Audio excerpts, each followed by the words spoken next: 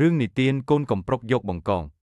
កាលពីយូរយារណាស់មកហើយនៅក្នុងព្រៃដ៏ក្រាស់មួយមានកូនកំប្រុកតូចមួយដែលរស់នៅជាមួយម្ដាយរបស់វាថ្ងៃមួយម្ដាយកំប្រុកបានប្រាប់កូនថា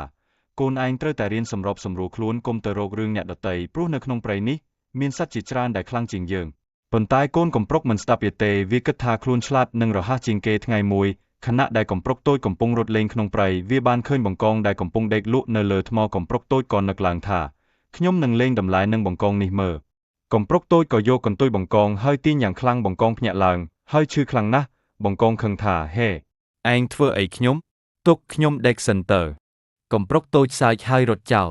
ប៉ុន្តែបង្កងមិនអត់ធ្មត់ទេវាបានដេកគិតផែនការដើម្បីដាក់ទណ្ឌកម្មកំប្រុកតូចនោះបង្កងបានអញ្ជើញសត្វពស់និងកន្កូនឲ្យមកជួយពួកគេបានរកមើលកំប្រុកតូចរហូតឃើញវាកំពុងលាក់ខ្លួននៅក្នុងរូងឈើ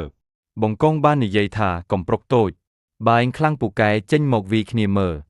កំប្រុកតូចភ័យណាស់ព្រោះពស់និងកន្កូនធំខ្លាំងជាងវាបានសុំខមាទោសពីបង្កងខ្ញុំសុំទោសខ្ញុំមិនដែលទាញកន្ទុយឯងទៀតទេបង្កងឃើញកំប្រុកតូចស្មោះត្រង់ក៏អធ្យាស្រ័យថែមទាំងប្រាប់ថាត្រូវរៀនគោរពអ្នកដទៃរស់នៅដោយសន្តិភាពទើបគេចវិសគ្រោះថ្នាក់បង្កងឃើញកំប្រុកតូចស្មោះត្រង់ក៏អធ្យាស្រ័យថែមទាំងប្រាប់ថាត្រូវរៀនគោរពអ្នកដទៃរស់នៅដោយសន្តិភាពទើបគេចវិសគ្រោះថ្នាក់ចាប់តាំងពីថ្ងៃនោះមកកំប្រុកតូចក៏បានរៀនមេរៀនយ៉ាងជ្រៅថាកុំយកតម្លៃនឹងអ្នកដទៃព្រោះវាអាចនាំមកនូវផលអាក្រក់